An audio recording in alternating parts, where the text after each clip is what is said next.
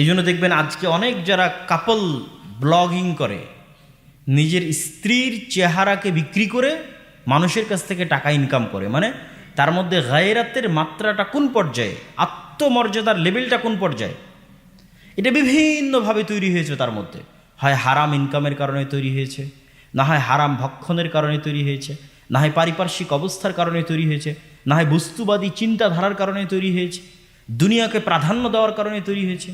কিন্তু তার মনুষ্যত্ব, তার পার্সোনালিটি, তার ব্যক্তিত্ব শেষ হয়ে গেছে, নাই। যখন থেকে সে তার স্ত্রীকে বিক্রি করে টাকা ইনকাম করা শুরু করেছে। তো এই জন্য রাসূলুল্লাহ সাল্লাল্লাহু আলাইহি সাল্লাম বলেছেন সে জান্নাতে যাবে না। যখন মানুষ ওই লেভেলে চলে যায় তখন তার রক্ত আর শুকুরের রক্ত একই রকম হয়ে যায়। আর অতি আত্মমর্যাদা সম্পন্ন মানুষ, অতি আত্মমর্যাদা সম্পন্ন যুবক সমাজের ফিতনাকে দূর করতে পারবে। কিভাবে সমাজের ফিতনাকে দূর করতে পারবে আমি বলি, মেয়েদেরকে পথভ্রষ্ট করা অনেক সহজ, তাদেরকে যে কোনো ফাঁদে ফেলা অনেক সহজ, তাদেরকে পথভ্রষ্ট করা শয়তানের জন্য পুরুষের তুলনায় অনেক অনেক সহজ। এই জন্য যখনই আপনি মেয়েদেরকে স্বাধীন করে দিবেন, আজাদ করে দিবেন, তখন তাদের পথভ্রষ্ট হয়ে যাওয়ার সম্ভাবনা সবচেয়ে বেশি। আপনি তাদেরকে আর নিয়ন্ত্রণ করতে পারবেন না, কন্ট্রোল করতে পারবেন না। তাহলে সমাজে ফিতনা দূর করার জন্য পুরুষকে আত্মমর্যাদাশীল হতে হবে, পুরুষকে আত্মমর্যাদা সম্পন্ন হতে হবে, যে তার স্ত্রীকে, যে তার কন্যাকে, যে তার বোনকে তাদের ইজ্জত রক্ষার জন্য তাদেরকে পর্দার মধ্যে রাখবে, তাদেরকে ছেড়ে দিবে না, তাদেরকে উন্মুক্ত করে দিবে না। এর জন্য তার ভিতরে আত্মমর্যাদা থাকা লাগবে, গায়রাত থাকা লাগবে। আর পুরুষের মধ্যে যদি আত্মমর্যাদায় গায়রাত না থাকে, 90% নারীর পক্ষে এটি সম্ভব নয় যে সে ফিতনার পরিবেশের মধ্যে উঠা বসা করবে আর নিজেকে সে ঠিক রাখবে, সংশোধিত রাখবে, পবিত্র রাখবে। এটা অনেক কঠিন, পুরুষের চাইতে নারীর জন্য বেশি কঠিন, কেননা তাদের অন্তর নরম, তাদেরকে পথভ্রষ্ট করা শয়তানের জন্য বেশি সহজ। তাহলে সমাজকে ফিতনা থেকে দূরে রাখতে হলে মূল ভূমিকা থাকতে হবে পুরুষের। এই জন্য আল্লাহ নবী বলেছেন, পুরুষ যদি আত্মমর্যাদাহীন হয়ে যায়, শূকরের মতো হয়ে যায়, তাহলে ওই পুরুষের জান্নাতে যাওয়ার প্রয়োজন নাই। সে তার পরিবারকে নষ্ট করছে, তার স্ত্রী, তার কন্যা, তার মা, তাদেরকে সে নষ্ট করে দিচ্ছে। এবং এটার আরেকটা পরবর্তী ইফেক্ট হচ্ছে, যখনই কোনো পুরুষ আত্মমর্যাদাহীন হয়, গায়রাতবিহীন হয়, এবং তার স্ত্রী এবং তার কন্যা বা তার বোন এই ধরনের খোলামেলা পরিবেশে উঠা বসা করবে, চলাফেরা করবে, এবং অসংখ্য পুরুষের সংস্পর্শে আসবে, এবং পুরো পরিবার থেকে গায়রাত উঠে যাবে, তখন তার পরবর্তী প্রজন্ম তথা এই স্বামী এবং এই স্ত্রীর পরবর্তী প্রজন্ম পুরুষ হিসেবে জন্ম হওয়ার চাইতে ছেলে মানুষ হিসেবে জন্ম নিলেও তার মধ্যে নারীর স্বভাব থাকবে। তখন আপনি আর ওই পুরুষ জন্ম দিতে পারবেন না যে বীর মুজাহিদ হবে, সাহসী হবে, পৃথিবীর সামনে মাথা নত করবে না, তারেক বিন জিয়াদ হবে, খালেদ বিন ওয়ালিদ হবে, ওমর ইবনুল খাত্তাব হবে, জন্ম দিতে পারবেন না। তখন তার পরবর্তী যে প্রজন্ম আসবে, সেই পরবর্তী প্রজন্ম আসবে আরও বেশি পরিমাণে কম্প্রোমাইজিং, আরও বেশি পরিমাণে ছাড় দেওয়া, এবং পৌরুষত্বের তুলনায় তার মধ্যে মেয়েলি স্বভাব বেশি বিরাজ করবে। তাহলে আপনি যদি পৃথিবীকে বাঁচাতে চান, পুরুষ জন্ম দিতে হবে। সাহসী, আত্মমর্যাদা সম্পন্ন পুরুষ পৃথিবীতে থাকা লাগবে, পরিবারকে রক্ষা করার জন্য, মুসলিম উম্মাহকে রক্ষা করার জন্য, পৃথিবীকে রক্ষা করার জন্য। থাকবে কিভাবে? তাহলে ওই পুরুষের আত্মমর্যাদা, আত্মসম্মান রক্ষা হতে হবে, তার পরিবারের মধ্যে পর্দা, নম্রতা থাকতে হবে। তাহলে তার পরবর্তী প্রজন্ম যে আসবে, সেও আত্মমর্যাদা সম্পন্ন ব্যক্তিত্ববান পুরুষ হিসেবেই জন্ম নেবে। এই জন্য পরিবারের পবিত্রতা এবং লজ্জাস্থানের পবিত্রতার বিকল্প নাই। আল্লাহ সুবহানাহু ওয়া তাআলা আমাদেরকে এবং আমাদের পরবর্তী বংশধরদেরকে আমাদের নিজেদের লজ্জাস্থানের পবিত্রতা এবং আমাদের পরিবারের পবিত্রতা রক্ষা করত, আমাদের নিজেদেরকে পুরুষ হওয়ার এবং আমাদের পরবর্তী প্রজন্ম থেকে আল্লাহ সুবহানাহু ওয়া তাআলা মহাপুরুষ, আলফা মেল, যারা আরও বেশি উঁচু আত্মমর্যাদা সম্পন্ন, উঁচু মানসিকতা সম্পন্ন, উঁচু ব্যক্তিত্ব সম্পন্ন, নেতৃত্বের গুণাবলী সম্পন্ন, এই ধরনের পুরুষের আশার তৌফিক দান করেন আল্লাহুম্মা আমিন। বক্তব্যের শেষের দিকে আর দুটি টপিক থেকে যাচ্ছে। একটা হচ্ছে পাওয়ার এক্সারসাইজ গণতান্ত্রিক রাজনৈতিক দলগুলোর কারণে, আর 2 নম্বর হচ্ছে নেশাদার দ্রব্য। এই দুটির ক্ষেত্রে মুসলমানদেরকে মনে রাখতে হবে যে মুসলমানেরা সবচেয়ে বেশি প্রোডাক্টিভ হওয়া উচিত। মুসলমানদের সবচেয়ে বেশি উৎপাদন ক্ষমতা সম্পন্ন হওয়া উচিত। মুসলমানেরা যদি প্রোডাক্টিভ না হয়, তারা যদি উৎপাদন ক্ষমতা সম্পন্ন না হয়, তাহলে তারা পৃথিবীকে বিজয় করতে পারবে না। যে আপনার চেয়ে বেশি প্রোডাক্টিভ হবে সেই পৃথিবী শাসন করবে। সেক্ষেত্রে আল্লাহ সুবহানাহু ওয়া তাআলা কে মুমিন কে কাফের তা দেখবেন না। আমেরিকা এবং ইসরায়েল জ্ঞান বিজ্ঞানে আমাদের চেয়ে এগিয়ে, তাই তারা পৃথিবী শাসন করতেছে। আমরা তাদের চেয়ে জ্ঞান বিজ্ঞানে পিছিয়ে, প্রযুক্তিতে পিছিয়ে, পরিশ্রমে চেষ্টায় পিছিয়ে, এই জন্য আমরা পৃথিবী শাসন করতে পারতেছি না। আমাদের বিশ্ববিদ্যালয় কলেজগুলোর র্যাঙ্কিং দেখেন, আমাদের ছাত্রদের যোগ্যতা দেখেন, তাদের স্টুডেন্ট, তাদের ইউনিভার্সিটি কলেজের র্যাঙ্কিং দেখেন, তাদের স্টুডেন্টদের যোগ্যতা দেখেন। তাহলে পৃথিবী তারা শাসন করবে না আমরা শাসন করব? অবশ্যই তারা শাসন করবে। আর যদি বলি না আমরা শাসন করব, আমরা গোলামি থেকে মুক্তি চাই, স্বাধীন হতে চাই, তাহলে অবশ্যই প্রোডাক্টিভ হতে হবে, অত্যাধিক পরিশ্রম করতে হবে। আর অত্যাধিক পরিশ্রম করতে হলে অবশ্যই নেশা থেকে নিজেকে দূরে রাখতে হবে, অবশ্যই পড়ালেখায় ইনভেস্ট করতে হবে। আর যদি চলমান যে গণতান্ত্রিক রাজনীতি আছে, পাওয়ার এক্সারসাইজের যে কালচার আছে বাংলাদেশের ইউনিভার্সিটি কলেজগুলোতে, এগুলোই বাংলাদেশের ছাত্র সমাজের শিক্ষার মেরুদণ্ডকে ধ্বংস করে দিচ্ছে। স্বাধীনতার পর থেকে নিয়ে এখন পর্যন্ত ছাত্র সমাজের শিক্ষার মেরুদণ্ড এবং একাডেমিক ব্যাকগ্রাউন্ড ধ্বংস করে দেওয়ার জন্য এই দুইটা জিনিসই দায়ী। এক, নেশায় আসক্তি, আর 2, ক্ষমতার নেশা। ওইটা আরেকটা নেশা, আফিমের চাইতে ভয়ঙ্কর। যখন আপনি একবার রাজনীতির মধ্যে ঢুকে যান, দলের পদ পদবীর নেশার মধ্যে ঢুকে যান, হল কন্ট্রোলে রাখা, দখলে রাখা ইত্যাদি টেন্ডেন্সির মধ্যে ঢুকে যান, তখন আপনার দ্বারা আর পড়াশোনা করা, একাডেমিক ব্যাকগ্রাউন্ডে সামনের দিকে এগিয়ে যাওয়া সম্ভব নয়। তখন আমরা কি জাতিগতভাবে পিছিয়ে যাই। আমরা ওই আবার রাজনীতি করেই আমাদের ক্ষমতায় যাওয়ার চিন্তা দেখতে হয়, স্বপ্ন দেখতে হয়। আর আমাদের দেশকে পরিচালনার জন্য না যোগ্য ইঞ্জিনিয়ার তৈরি হয়, না যোগ্য বিজ্ঞানী তৈরি হয় না। তো এই জন্য আমরা মুসলিম উম্মাহ হিসেবে যদি আমরা চাই যে আমরা প্রোডাক্টিভ হব, প্রোডাক্টিভ থাকব, পৃথিবীকে শাসন করব, স্বাধীন হব, পড়াশোনা করতে হবে। আমি মাঝে মধ্যে উদাহরণ দেই যে এই যে গত বিশ্বকাপ, ফুটবল বিশ্বকাপে ঢাকা বিশ্ববিদ্যালয়ের টিএসসি চত্বরে হাজার হাজার ছাত্র একত্রিত হয়ে ফুটবল খেলা দেখতেছে, তখন আমি ইংল্যান্ডে। অথচ আমাদের ইউনিভার্সিটি, কি অক্সফোর্ড, কি ক্যামব্রিজ, আর কোনো ইউনিভার্সিটিতে তাদের পড়াশোনা এবং গবেষণার বাইরে কোনো সময় নাই। পরিশ্রম না করলে, কাজ না করলে খেতে পাবে না। সুতরাং ওখানে একত্রিত হয়ে কেউ এই খেলা দেখতেছে, এটা বোঝাও যায় না, দেখাও যায় না। তাহলে ওরা যদি পৃথিবী শাসন না করে, আমরা কিভাবে করব? আমরা গোলাম থাকব। এই জন্য আপনাদেরকে ইহুদিদের থেকে শিক্ষা নিতে হবে। ইহুদিরা অভিশপ্ত, কিন্তু নিজের দিনের উপর কট্টর, ভ্রান্তির উপর কট্টর। হিন্দুরা অভিশপ্ত, কিন্তু নিজের দিন, নিজের ভ্রান্তির উপর কট্টর। আর আপনি মুসলমান, হ্যাঁ আপনি সবচেয়ে উদার, আপনি হচ্ছেন সেকুলার। আপনার এক গালে যদি কেউ আঘাত করে, আপনি আর এক গালে গিয়ে দেন, ঠিক আছে আমি ধৈর্য ধরছি, আমার আর এক গালেও তুমি মেরে নাও। কিন্তু আপনার পার্শ্ববর্তী দেশে দেখেন, আপনি নিশ্চিত জানেন এটা পৃথিবীর একটা ভ্রান্ত দিন। এই দিনের ভ্রান্তি হওয়ার জন্য কোনো লজিকও লাগবে না, এত একটা বড় ভ্রান্ত দিন, কিন্তু তারপরেও তারা তাদের দিনের উপর কতটা কট্টর। গুজরাতের মতো জায়গায় গণহত্যা চালিয়েও গত 10-15 বছর যাবৎ ক্ষমতায় আসীন আছে এবং হিন্দু ধর্মের কট্টরতার উপর ক্ষমতা পরিচালনা করতেছে। আপনারা সেই জিনিসগুলোকে মজাক মনে করতেছেন, ট্রল মনে করতেছেন, কিন্তু আসলে এটা তাদের বাস্তবতা।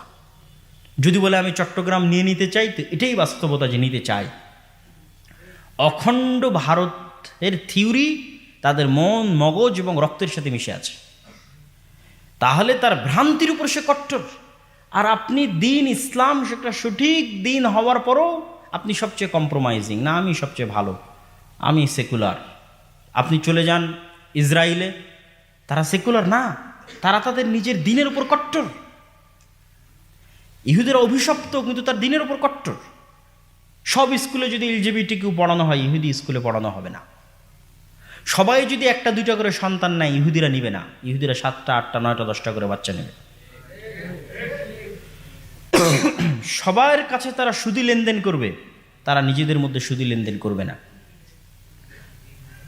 সারা পৃথিবীর সবাই যেন ওই সোশ্যাল মিডিয়া বিভিন্ন কিছুতে অ্যাডিক্টেড, ডিভাইস অ্যাডিক্টেড হয়, অ্যাডিকশন থাকে, এটার জন্য তারা প্রমোট করবে, সকল কিছু তৈরি করবে, কিন্তু তাদের সন্তানদেরকে 18 বছরের আগে হাতে মোবাইলই দিবে না, যেন এই ধরনের অ্যাডিকশন থেকে তারা দূরে থাকে এবং তাদের প্রোডাক্টিভিটি লেভেল হাই হয়, সর্বোচ্চ হয়।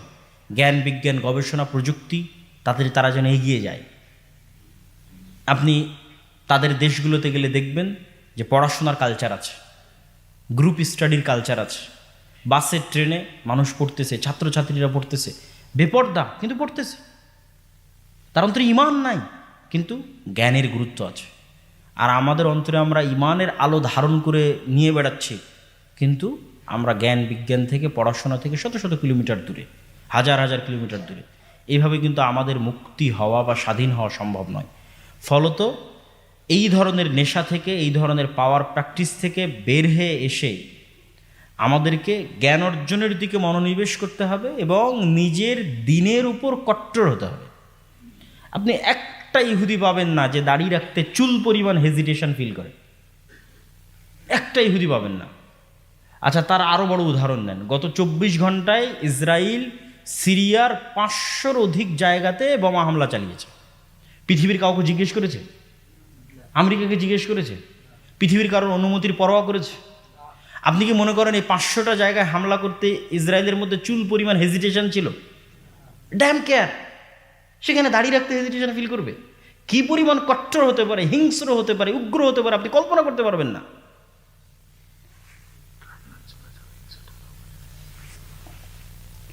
তো আপনি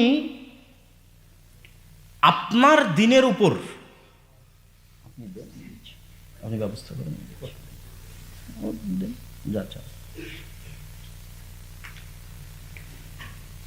তো আপনি আপনার দিনের উপর যদি কট্টর না হন, তাহলে পৃথিবী থেকে হারিয়ে যাবেন। সেকুলারিজম দিয়ে বাংলাদেশের স্বাধীনতা রক্ষা হবে না। ভারত যেমন তার হিন্দুত্ববাদের উপর কট্টর, বাংলাদেশ যদি স্বাধীন থাকতে চায় তো বাংলাদেশকে তার ইসলামিত্বের উপর কট্টর হতে হবে। এটা একদম সহজ, সিম্পল ক্যালকুলেশন। আর আপনি যত সাধু সাজতে চাইবেন, যত বড় সেকুলার হতে চাইবেন, তত দ্রুত পৃথিবী থেকে হারিয়ে যাবেন। অতএব যুবক ভাইদের উদ্দেশ্যের মুদাত্ত আহ্বান জানাতে চাই, জ্ঞান অর্জনে মনোনিবেশ করি, নিজের দিনের উপর কট্টর হই, নিজের দিন পালন করতে হেজিটেশন ফিল না করি। আপনার পার্শ্ববর্তী ভারতের হিন্দুরা তার দিন পালন করতে হেজিটেশন ফিল করে না, প্রকাশ্যে তার দিনের ঘোষণা দিতে, রাষ্ট্রে তার দিন প্রতিষ্ঠা করতে চুল পরিমাণ হেজিটেশন ফিল করে না, দুনিয়ার কারো কথার দাম দেয় না। ইহুদিরা, ইসরায়েলেরা দেয় না, আপনি কেন দিবেন? আপনি যতদিন দিবেন ততদিন গোলাম থাকবেন। মাথা উঁচু করে দাঁড়াবেন, নিজের দিনের উপর কট্টর হবেন, জ্ঞান অর্জন করবেন, ইনশাআল্লাহ পৃথিবীর বিজয় এবং স্বাধীনতা আপনাদের পদচুম্বন করবে। আল্লাহ সুবহানাহু ওয়া তাআলা কবুল করুক, আল্লাহুম্মা আমিন। এইগুলো আমি আমার সংক্ষিপ্ত বক্তব্য আজকে এখানেই শেষ করছি। আসরের সালাতের পর আমাদের সংক্ষিপ্ত প্রশ্নোত্তর থাকবে, তারপরে আপনাদের কাছ থেকে বিদায় নিব ইনশাআল্লাহ। আসসালামু আলাইকুম ওয়া রাহমাতুল্লাহি ওয়া বারাকাতুহু। সকলেই বলি আলহামদুলিল্লাহ। দরুদ ও সালাম বর্ষিত হোক পৃথিবীর সর্বশেষ এবং সর্বশ্রেষ্ঠ রাসূল আহমদ মুহাম্মদ মুস্তাফা সাল্লাল্লাহু আলাইহি ওয়াসাল্লামের প্রতি।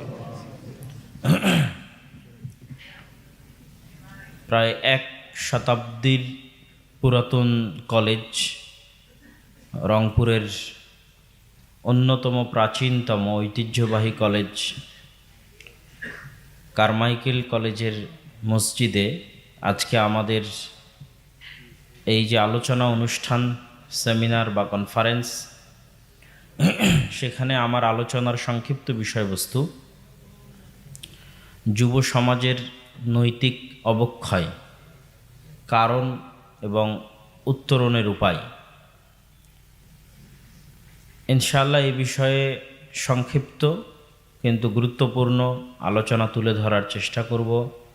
ওমা তৌফিকি ইল্লা বিল্লাহিল আলিয়্যিল আযীম। নীতি নৈতিকতা এবং চরিত্রের মানদণ্ড কি হবে, সেটি যতক্ষণ আমরা ঠিক না করতে পারবো ততক্ষণ আমি নৈতিকভাবে সঠিক আছি না চারিত্রিকভাবে আমার পদস্খলন ঘটেছে তা ঠিক করাও সম্ভব নয়। আজকের পৃথিবীতে এমনও দেশ আছে, এমনও ব্যক্তি আছে যারা ইসলামের দৃষ্টিতে যেটি মহাপাপ সেটিকে তাদের লিগ্যাল রাইট, নৈতিক অধিকার হিসেবে দাবি করতেছে। যেমন LGBTQ এর মতো মহা অপরাধ, যার বর্ণনা আল্লাহ সুবহানাহু ওয়া তাআলা পবিত্র কোরআন মাজিদে লূত আলাইহিস সালাতু ওয়াস সালামের কওম হিসেবে তুলে ধরেছেন, এবং যাদের উপর আল্লাহ সুবহানাহু ওয়া তাআলার গজব, ভয়াবহ গজব এবং ধ্বংসের বর্ণনা কোরআনে আছে, যা আপনাদের সামনে সংক্ষিপ্তভাবে তুলে ধরার চেষ্টা করব।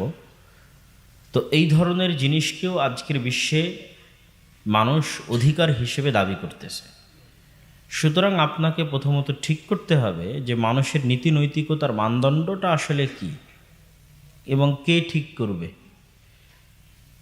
এখানে মুসলমানদের বিশ্বাস হচ্ছে, এবং পৃথিবীর সকল ধর্মগ্রন্থ এ বিষয়ে একমত, যে মানুষকে আল্লাহ সুবহানাহু ওয়া তাআলা সৃষ্টি করেছেন এক পিতা থেকে, এক মাতা থেকে, এক নারী পুরুষ থেকে আল্লাহ সুবহানাহু ওয়া তাআলা মানুষকে সৃষ্টি করেছেন। এই মর্মে তাওরাত, জবুর, ইনজিল, বাইবেল এবং মুসলমানদের কোরআনের মধ্যে কোনো দ্বিমত নাই। ঘটনার ধারাবাহিকতায় দ্বিমত থাকতে পারে, ঘটনার বিস্তারিত বিবরণে দ্বিমত থাকতে পারে, কিন্তু এতটুকুতে দ্বিমত নাই যে আদম এবং হাওয়া আলাইহিমাস সালাতু ওয়াস সালাম থেকে মানব জাতির উৎপত্তি এবং আল্লাহ সুবহানাহু ওয়া তাআলা সৃষ্টি করেছেন। যদি আল্লাহ সুবহানাহু ওয়া তাআলা সৃষ্টি করে থাকেন, তাহলে অবশ্যই মানুষের নীতি নৈতিকতা এবং চরিত্রের মানদণ্ড কে ঠিক করে দিবেন? আল্লাহ সুবহানাহু ওয়া তাআলা ঠিক করে দিবেন, এবং তিনি করেছেনও তাই। তিনি মানুষের জীবনকে, মানুষের জীবনের প্রত্যেকটা অংশ বিভিন্ন মূল্যবোধ দিয়ে সাজিয়ে দিয়েছেন। আল্লাহ সুবহানাহু ওয়া তাআলা মানুষের জীবনের বিভিন্ন অংশকে বিভিন্ন মূল্যবোধ দিয়ে সাজিয়ে দিয়েছেন, যে মূল্যবোধগুলোই মূলত ইসলামে নীতি নৈতিকতা এবং চরিত্রের মূল মাপকাঠি এবং মানদণ্ড। যেমন ইসলামে অর্থনীতির ক্ষেত্রে কি কি মূল্যবোধ প্রয়োগ করে থাকে ইসলাম। আপনি যদি ইসলামের যত হাদিসে, আল্লাহ রাসূল সাল্লাল্লাহু আলাইহি ওয়াসাল্লামের যত হাদিস আছে, যত কোরআনের আয়াত আছে, সবগুলোকে সামনে রাখেন, আপনি দেখবেন অর্থনীতিতে ইসলামের মূল্যবোধ সংক্ষিপ্ত কয়েকটা জিনিসের উপর দাঁড়িয়ে আছে। এক, আল ইফাহ, পবিত্রতা। পবিত্রতা মানে অপবিত্র এবং হারাম জিনিস যেন তার মধ্যে না প্রবেশ করে, তার পেটে যেন অপবিত্র কোনো জিনিস এবং হারাম কোনো জিনিস প্রবেশ না করে, সে পবিত্র রাখবে তার রুজিকে, তার রুটিকে। তারপরে কি রাখা আছে মূল্যবোধ? আল কানাআহ, অল্পে তুষ্টি। ইসলামে অর্থনীতির বড় একটা মূল্যবোধ হচ্ছে অল্পে তুষ্ট হওয়া। পৃথিবীতে যতগুলো অর্থনৈতিক হারামের রাস্তা আছে, তার প্রত্যেকটাই শুরু হয় যখন মানুষ অল্পে সন্তুষ্ট হয় না, তখন প্রত্যেকটা হারামের রাস্তা সেখান থেকে শুরু হয়। এই জন্য ইসলাম সম্পূর্ণরূপে ঋণ বিমুখতাকে প্রমোট করে। সুদী ঋণ তো বহু দূরের কথা, কর্জে হাসানাকেও ডিসকারেজ করে ইসলাম। কেন? তার মূল্যবোধটাই হচ্ছে অল্পে সন্তুষ্ট হওয়া। মানুষ একমাত্র তখনই আর এক মানুষের কাছে কর্জে হাসানা চাইতে পারে ইসলামের দৃষ্টিতে, যখন তার জীবন যায়, তার ছেলের জীবন চলে যাচ্ছে, অ্যাক্সিডেন্ট করেছে, অপারেশনের দরকার, কেউ সহযোগিতা না করলে এখন সে মারা যাবে, খেতে পাচ্ছে না, তখন মানুষকে গিয়ে বলবে আমাকে একটু কর্জে হাসানা দেন তো। কিন্তু তার ভালো মাটির বাড়ি আছে, সেই মাটির বাড়িকে সে টিনের বাড়িতে রূপান্তর করবে, এই জন্য কারো কাছে কর্জে হাসানা নিবে। সুদী লোনের কথা আমি বলিনি, সুদী লোন তো বহু পরে আসবে।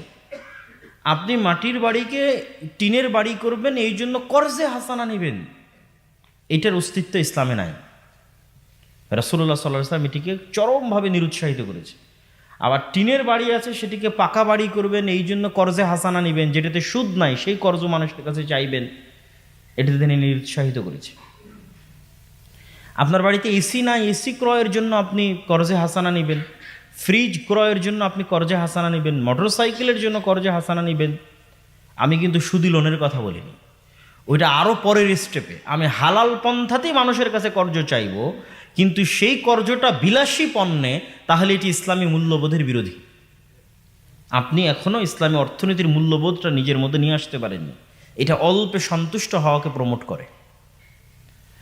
কেন কর্জকে ডিসকারেজ করা হয়? কেননা মানুষের মনুষ্যত্ব, মানুষের স্বাধীনতা, মানুষের পার্সোনালিটি, ব্যক্তিত্বকে ইসলাম অনেক দাম দেয়। এবং ওইটা যদি না থাকে, আর সব জায়গায় মানুষ, তার প্রত্যেকটা সেক্টরে ফাসাদ তৈরি হবে, ফিতনা তৈরি হবে। তার যদি পার্সোনালিটিতে আঘাত লাগে, তার যদি ব্যক্তিত্বে আঘাত লাগে, তার যদি মনুষ্যত্ব বোধে আঘাত লাগে, আত্মমর্যাদায় আঘাত লাগে, তাহলে তার লাইফের প্রত্যেকটা সেক্টরে ফিতনা তৈরি হবে, ফাসাদ তৈরি হবে। তো তার ব্যক্তিত্ব যেন আঘাতপ্রাপ্ত না হয়। কিভাবে আঘাতপ্রাপ্ত হবে? আজকে আপনি একজনের কাছে কর্জে হাসানা নেবেন, সুদী লোনের কথা বলিনি, কর্জে হাসানা নিলেন, কাল সে আপনার কাছে টাকা চাইতে আসবে, আপনি দিতে পারবেন না। যখন দিতে পারবেন না, তখন তার কাছে আপনি কি হবেন? ছোট হবেন। তাহলে এটা আপনার পার্সোনালিটিকে হার্ট করতেছে। একদিন দুই দিন পর আপনি মিথ্যা বলবেন, আপনার পরিবারকে মিথ্যা বলা শিখাবেন। যেই দিন থেকে আপনি মিথ্যা বলা শুরু করলেন, আপনার পরিবারকে মিথ্যা বলা শিখালেন, সেই দিন আপনার মনুষ্যত্ব শেষ হয়ে গেল, সেই দিন আপনার পার্সোনালিটি, ব্যক্তিত্ব শেষ হয়ে গেল। তখন যদি আপনার এই পার্সোনালিটি, ব্যক্তিত্ব, মনুষ্যত্ব শেষ হয়, আপনার আত্মমর্যাদা শেষ হয়ে যাবে, আপনার গায়রাত শেষ হয়ে যাবে। এই গায়রাতের প্রভাব সকল সেক্টরে পড়বে। তখন আপনার স্ত্রী যদি অন্যের বাড়িতে কাজ করেও টাকা নিয়ে এসে দেয়, আপনার মধ্যে কোনো ফিলিংস কাজ করবে না, কেননা আপনি আগেই তো নিজের আত্মমর্যাদা বিক্রি করে বসেছেন। কিন্তু যদি আপনার পার্সোনালিটি এবং আপনার স্বাধীনতা, আত্মমর্যাদা উঁচু থাকতো, তাহলে আপনি কখনোই আপনার স্ত্রীকে আরেকজনের বাড়িতে বা মাঠে কাজ করতে পাঠাতেন না। কিন্তু ওই যে শুরু থেকেই আপনি ইসলামী মূল্যবোধটা আপনার মধ্যে আসেনি, যে ইসলামের অর্থনীতির মূল্যবোধটা কি? অল্পে সন্তুষ্ট হওয়া, ঋণ বিমুখ থাকা। এরকম প্রত্যেকটা সেক্টরে ইসলামের মূল্যবোধ আছে। ঠিক পারিবারিক জীবনে ইসলামের সবচেয়ে বড় মূল্যবোধ হচ্ছে মানুষের যে লজ্জাস্থান আছে সেটির পবিত্রতা। এটি হচ্ছে সবচেয়ে বড় মূল্যবোধ। এবং এই মূল্যবোধের উপরে আল্লাহ সুবহানাহু ওয়া তাআলা পৃথিবীকে টিকিয়ে রেখেছেন। এই মূল্যবোধের উপরে আল্লাহ সুবহানাহু ওয়া তাআলা পৃথিবীতে পরিবার প্রথা জারি রেখেছেন। এবং এই মূল্যবোধ যখন নষ্ট হয়ে যাবে, তখন পৃথিবীতে পরিবার প্রথা হুমকির সম্মুখীন হবে। এবং যখন পৃথিবীতে পরিবার প্রথা হুমকির সম্মুখীন হবে, তখন আল্লাহ সুবহানাহু ওয়া তাআলা এই পৃথিবীকে রাখবেন না, এই পৃথিবী ধ্বংস করে দিবেন। এই জন্য এই একটা জিনিস সংরক্ষণ করার জন্য, মানুষের লজ্জাস্থানের পবিত্রতাকে সংরক্ষণ করার জন্য অসংখ্য বিধান তৈরি করা হয়েছে। একটা দুইটা নয়, শত শত বিধান তৈরি করা হয়েছে ইসলাম। গান শোনা কেন হারাম? এমনিতেই কিন্তু গান শোনা হারাম না। আসলে গান শোনা অন্য আর একটা কারণে হারাম। গানের নিজের কারণে গান শোনা হারাম এটা না।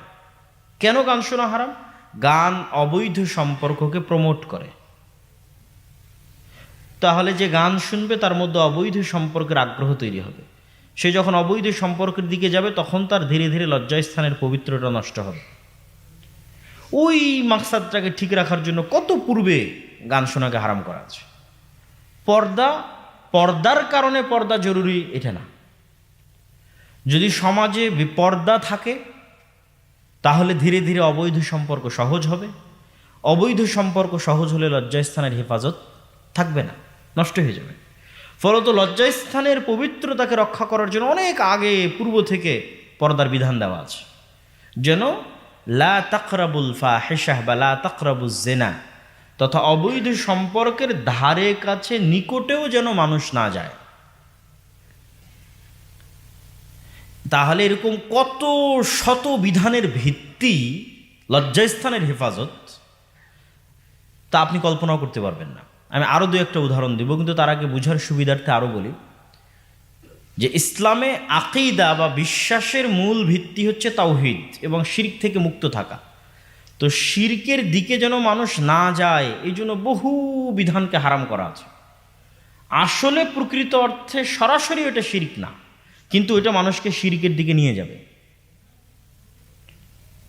যে আপনি শহীদ মিনারে ফুল দিবেন, অথবা একটা ইট পাথরের খাম্বাকে সম্মান করবেন, অথবা কোনো কবরে গিয়ে ফুল দিবেন, আপনি তো আর ওই কবরের লোকের কাছে চাচ্ছেন না, শহীদ মিনারের কাছেও কিছু চাচ্ছেন না। সুতরাং এটা ডাইরেক্টলি শিরক নয়।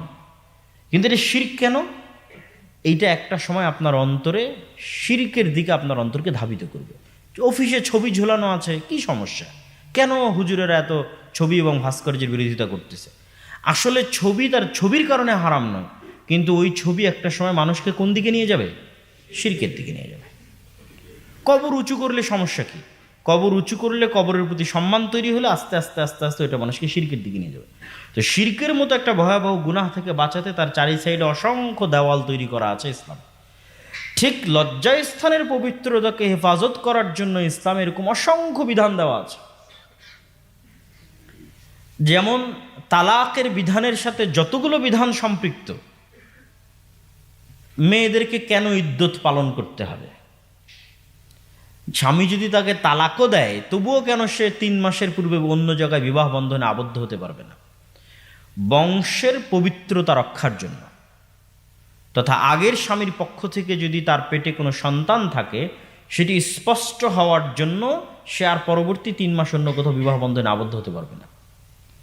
কেননা মানুষের পিতৃ পরিচয় ইসলামের সবচেয়ে গুরুত্বপূর্ণ বিষয়, এবং মানুষের লজ্জাস্থানের পবিত্রতার উপর ভিত্তি করেই মানুষের পিতৃর পরিচয় নির্ধারণ হয়।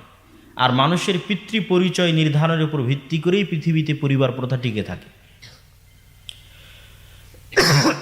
আর যখন এগুলো থাকবে না তখন আল্লাহ পৃথিবীও রাখবেন না। এই জন্য কিয়ামতের পূর্ব মুহূর্তে মানুষের মধ্যে মনুষ্যত্ববোধ থাকবে না, মানুষ পশু প্রাণীর মতো হবে। পশু প্রাণী যেমন খোলা মাঠে একজন আরেকজনের সাথে সম্পর্ক করতে দ্বিধাবোধ করে না, মানুষ নারী পুরুষ সেই পর্যায়ে পৌঁছে যাবে। তখন আর পিতৃ পরিচয় ঠিক থাকবে না, পরিবার প্রথা অব্যাহত থাকবে না, তখন আল্লাহ কিয়ামত কায়েম করবেন। তার আগ পর্যন্ত পৃথিবী চলমান থাকবে।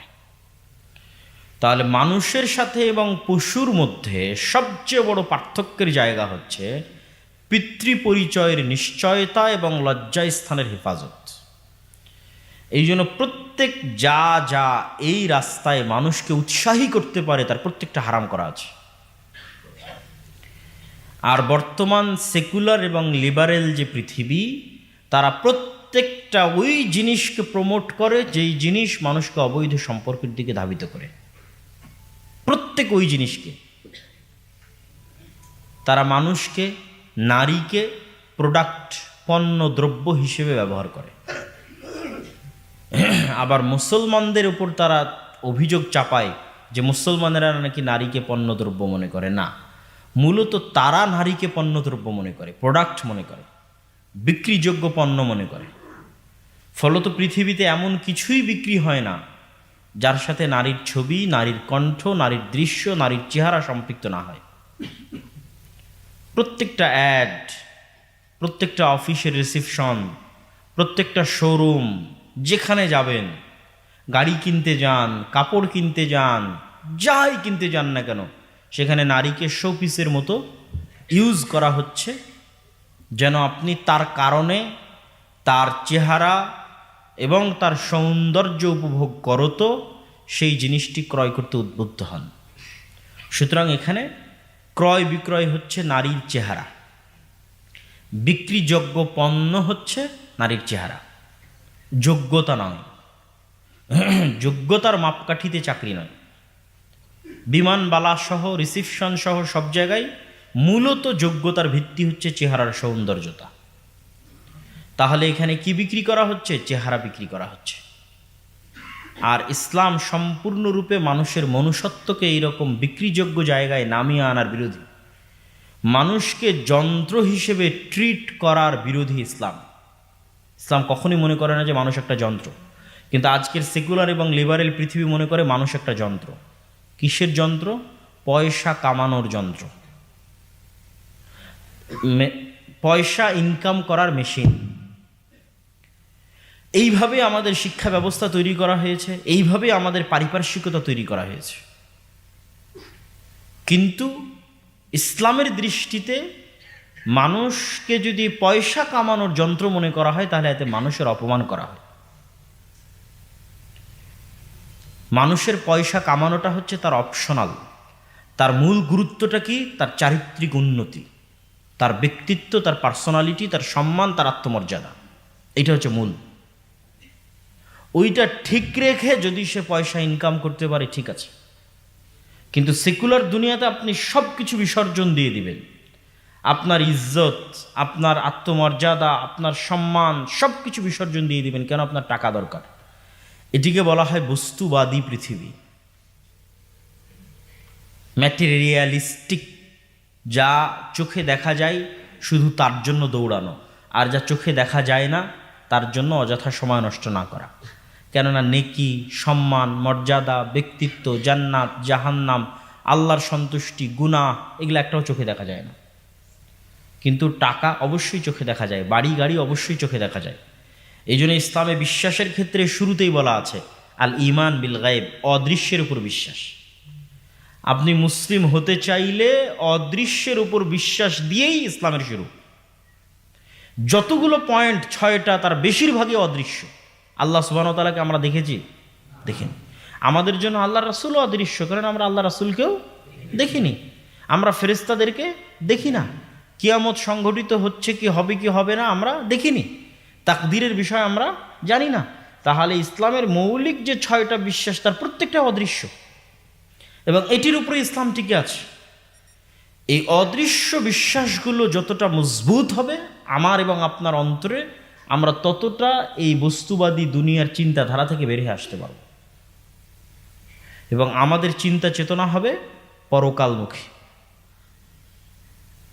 যে আমাদের মৃত্যুর পর এই জগতের পর কি হবে। এবং আল্লাহ সুবহানাহু ওয়া তাআলা কোরআন মাজিদে বার মানুষকে পরকালের কথা স্মরণ করিয়েছেন, আর দুনিয়ার অকার্যকরিতা, দুনিয়ার ক্ষণস্থায়িত্ব, দুনিয়ার ধোকার কথা স্মরণ করিয়েছেন। অমাল হায়াতুদ দুনিয়া ইল্লা মাতাউল গুরুর, দুনিয়া ধোকার জায়গা মাত্র। বহু আয়াত আল্লাহ সুবহানাহু ওয়া তাআলা বলেছেন। পরকালের কথা বলেছেন খায়রুম ওয়া আবকা, পরকাল হচ্ছে তোমাদের জন্য সবচেয়ে উপকারী এবং চিরস্থায়ী। তাহলে ইসলামের মূল্যবোধগুলো আপনি ঠিকঠাক ধরতে পারবেন যখন আপনার চিন্তা চেতনা, সেকুলার যে চিন্তা চেতনা আছে, বস্তুবাদী চিন্তা চেতনা, সেটি থেকে বের হয়ে পরকালমুখী চিন্তা চেতনা হবে। পরকাল ঠিক রেখে আপনি সব কিছু অর্জন করতে পারেন, ইসলামে বাধা নাই। কিন্তু আপনি দুনিয়ার জন্য সব কিছু বিসর্জন দিয়ে দিলেন, তার মানে দিন শেষে আপনার ব্যক্তিত্ব, আত্মমর্যাদা, আত্মসম্মান, ইজ্জত সব কিছু বিসর্জন দিয়ে দিলেন। যেমন আমাদের মা এবং বোনদের উদাহরণ আমি তুলে ধরেছি। সম্মানিত উপস্থিতি, তো আমরা আলোচনা করছিলাম যে যুবক সমাজ যদি তাদের নৈতিক এবং চারিত্রিক অধপতন থেকে বাঁচতে চায়, তাদেরকে আগে জানতে হবে কোন মানদণ্ডের উপর ভিত্তি করে নীতি নৈতিকতা নির্ধারিত হয়। সেটি ইসলামের মূল্যবোধ আমাদের বিশ্বাস অনুযায়ী। ঠিক যেমন আমি ইসলামী অর্থনীতিতে ইসলামের মূল্যবোধ কী তা তুলে ধরলাম, পরিবার বা ব্যক্তি জীবনে ইসলামের মূল্যবোধ কী তার একটা উদাহরণ তুলে ধরলাম, যে লজ্জা স্থানের পবিত্রতা, এটা অনেক ইম্পর্টেন্ট এবং গুরুত্বপূর্ণ, এবং তার সপক্ষে কিছু কোরআনের আয়াত এবং হাদিসও আপনাদের সামনে তুলে ধরার চেষ্টা করব ইনশাআল্লাহ। আর সর্বশেষ যেটি বললাম সেটি হচ্ছে, আমরা যদি এই মূল্যবোধের প্রতি আমাদের বিশ্বাসকে গভীর করতে চাই, তাহলে আমাদের সেকুলার সিস্টেম আমাদের পারিপার্শ্বিকতাকে যেভাবে বস্তুবাদী চিন্তাধারা দিয়ে তৈরি করেছে, এই বস্তুবাদী চিন্তাধারা থেকে বের হয়ে আমাদের চিন্তা চেতনা কি হতে হবে? পরকালমুখী। কি চিন্তা চেতনা হতে হবে? পরকালমুখী চিন্তা চেতনা হতে হবে। পরকালমুখী চিন্তা চেতনা মানে দুনিয়াকে বাদ দেওয়া নয়, কখনোই না। আপনি দুনিয়ার প্রত্যেকটা কাজ করবেন পরকালের নিয়তে। আপনি কারমাইকেল কলেজে পড়ছেন, তবুও কিসের নিয়তে? পরকালীন। আপনি অর্থনীতিতে পড়েন, ইংরেজিতে পড়েন, যে কোনো সাবজেক্টে পড়েন, এই অধ্যয়নটাই, পড়াটাই আপনার জন্য নেকি কাজে পরিণত হতে পারে যদি আপনার মধ্যে নিয়তের বিশুদ্ধতা থাকে, আপনার মধ্যে কাজের সততা থাকে। তার মানে পরকালমুখী চিন্তা চেতনা মানে দুনিয়াকে বাদ দেওয়া নয়। পরকালমুখী চিন্তা চেতনা মানে পরকালকে বিসর্জন দিয়ে দুনিয়াকে অর্জন করা নয়, বরং পরকালকে সবচেয়ে বেশি প্রাধান্য দিয়ে যতটুকু করা সম্ভব, যত দূর যাওয়া সম্ভব। তো পবিত্র কোরআন এবং হাদিসে আল্লাহ সুবহানাহু তাআলা মানুষের চরিত্রের বিষয়ে এবং আমাদের আজকের যে অধপতনের যে মৌলিক জায়গাগুলো, যদি আমরা কয়েকটা জায়গা ইন্ডিকেট করি, নেশাদার দ্রব্যে আসক্ত হওয়াকে ইন্ডিকেট করি, অবৈধ সম্পর্ককে ইন্ডিকেট করি, পাওয়ার এক্সারসাইজ তথা পলিটিক্যাল যে গণতান্ত্রিক ডেমোক্রেটিক যে রাজনীতি এবং ছাত্র দলগুলোর মধ্যে যে দ্বন্দ্ব, ছাত্র সংগঠনগুলোর মধ্যে, সেটিকে যদি ইন্ডিকেট করি, এই 2-3টি বিষয় আমি মনে করি যুবক সমাজের ধ্বংসের জন্য এবং অধপতনের জন্য সবচেয়ে বেশি দায়ী। তো আল্লাহ সুবহানাহু ওয়া তাআলা কোরআন মাজিদে বলছেন লজ্জাস্থানের হেফাজতের কথা, ওয়াল্লাযীনা হুম লিফুরুজিহিম হাফিযুন। মুমিনদের পরিচয় দিতে গিয়ে ধারাবাহিকভাবে আল্লাহ সুবহানাহু ওয়া তাআলা বর্ণনা করতে করতে করতে করতে মুমিনদের একটা বৈশিষ্ট্য বলছেন, তারা তাদের লজ্জাস্থানের হেফাজত করে। তারপর আল্লাহ সুবহানাহু ওয়া তাআলা বলছেন যে বড় গুনাহগুলোর বর্ণনা দিতে গিয়ে, যে পৃথিবীতে বড় গুনাহ কি, 1 নাম্বার ইয়াদউনা মা আল্লাহি ইলাহান আখার, আল্লাহর সাথে অন্য কাউকে ডাকে, মানে শিরক করে, এটা একটা বড় গুনাহ।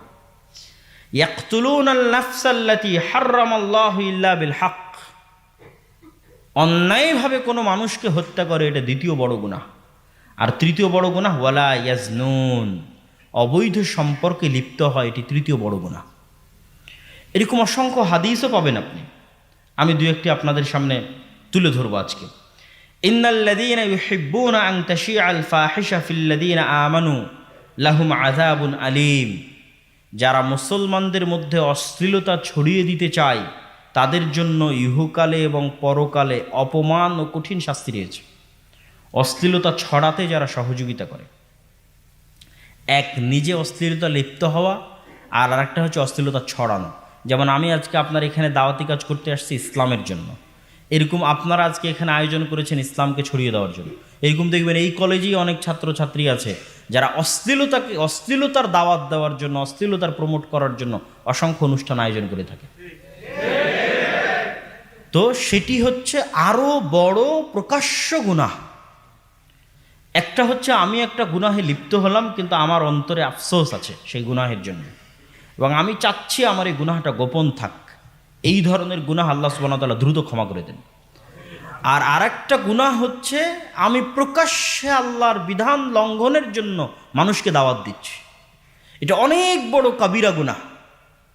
এবং এই ধরনের কাবিরা গুনাহ আযাব, আল্লাহর গজব ডেকে নিয়ে আসে, কেননা সেখানে আল্লাহর বিধানকে প্রকাশ্যে লঙ্ঘন করার দাওয়াত দেওয়া হচ্ছে।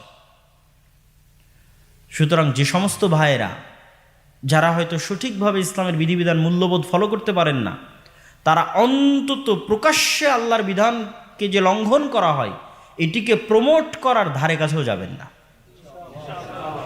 কেননা সেটি আপনার আযাব এবং গজবের শিকার হতে পারেন আপনি যে কোনো সময়, এবং সেটি আপনার জন্য অনেক বড় গুনাহ এবং আল্লাহর বিধানের প্রকাশ্য লঙ্ঘন, আল্লাহর সাথে প্রকাশ্য চ্যালেঞ্জের স্বরূপ। আল্লাহ সুবহানাহু ওয়া তাআলা পবিত্র কোরআন মাজিদে এই অবৈধ সম্পর্ক থেকে মানুষকে বাঁচানোর জন্য অনেক সিস্টেম দিয়ে রেখেছেন। যেমন পর্দার কথা বলেছি, চক্ষু নিচু রাখার কথা বলেছি, আরও যত বিবাহের কথা, তালাকের আইন, সব কিছু। তার মধ্যে আরও একটা বিষয় রেখেছেন, সেটা হচ্ছে শাস্তি। আয-যানিয়াতু ওয়াজ-যানি ফাজলিদু কুল্লা ওয়াহিদিম মিনহুমা মিআতা জালদাহ। অবিবাহিত ব্যভিচারীকে 100 বেত্রাঘাতের আদেশ আল্লাহ সুবহানাহু ওয়া তাআলা নিজে কোরআন মাজিদে দিয়েছে, এবং বিবাহিত ব্যভিচারীকে হত্যার আদেশ দেওয়া আছে, এবং সেই হত্যার ধরনটা সবচেয়ে ভয়াবহতম ধরন। আর কোনো শাস্তির জন্য এত ভয়াবহ ধরন নির্ধারণ করা হয়নি। সেটি হচ্ছে বুক পরিমাণ মাটিতে পুঁতে দিয়ে চারিদিক থেকে মানুষ পাথর নিক্ষেপ করে হত্যা করবে। আর অন্যগুলোতে হয় স্বাভাবিক হত্যা অথবা স্বাভাবিক ফাঁসি। কিন্তু এই জায়গায় পরিবারের হেফাজত এবং লজ্জাস্থানের হেফাজতে আল্লাহ সুবহানাহু ওয়া তাআলা শাস্তির ধরনটা করে দিয়েছেন সবচেয়ে ভয়ঙ্করতম এবং ভয়াবহতম, যা প্রমাণ করে যে এটি কত বড় ভয়াবহ অপরাধ ইসলামী মূল্যবোধের দৃষ্টিতে। আল্লাহ সুবহানাহু ওয়া তাআলা শুধু মুমিনদেরকে নয়, বরং মুমিনা নারীদের ক্ষেত্রেও যখন আল্লাহ সুবহানাহু ওয়া তাআলা অপরাধের বর্ণনা দিয়েছেন, আল্লাহ ইউশরিকনা বিল্লাহ, তোমরা আল্লাহর সাথে শরীক করবে না, ওয়ালা ইয়াকতুলনা আওলাদাহুন্না, নিজেদের সন্তানদেরকে অন্যায়ভাবে হত্যা করবে না। দেখবেন ওই সিকোয়েন্স ঠিক আছে। আগের আয়াতেও আল্লাহ 1 নম্বরে রাখলেন শিরক, তারপরে হত্যা। এখানেও শিরক, হত্যা, তারপরে ওয়ালা ইয়াজনুন, ওয়ালা ইয়াজনিন, যেন জেনায় লিপ্ত না হয় নারীদের ক্ষেত্রে। আল্লাহ সুবহানাহু ওয়া তাআলা এরকম পবিত্র কোরআন এবং আয়াতে এবং হাদিসে এই বিষয়গুলোকে অত্যন্ত ভয়াবহভাবে এবং অত্যন্ত স্পষ্টভাবে তুলে ধরা আছে। রাসূলুল্লাহ সাল্লাল্লাহু আলাইহি ওয়াসাল্লাম যখন পাপের বর্ণনা দিয়েছেন, গুনাহের বর্ণনা দিয়েছেন, তখনও তিনি যে গুনাহের যে সিরিয়ালগুলো করেছেন সেই সিরিয়ালগুলোর ক্ষেত্রে তিনি অবৈধ সম্পর্ককে ধারাবাহিক সিরিয়ালের ক্ষেত্রে প্রাধান্য দিয়েছেন। যেমন রাসূলুল্লাহ সাল্লাল্লাহু আলাইহি ওয়াসাল্লাম বলেন, তোমরা 7 ধরনের বড় পাপ থেকে বেঁচে থাকো।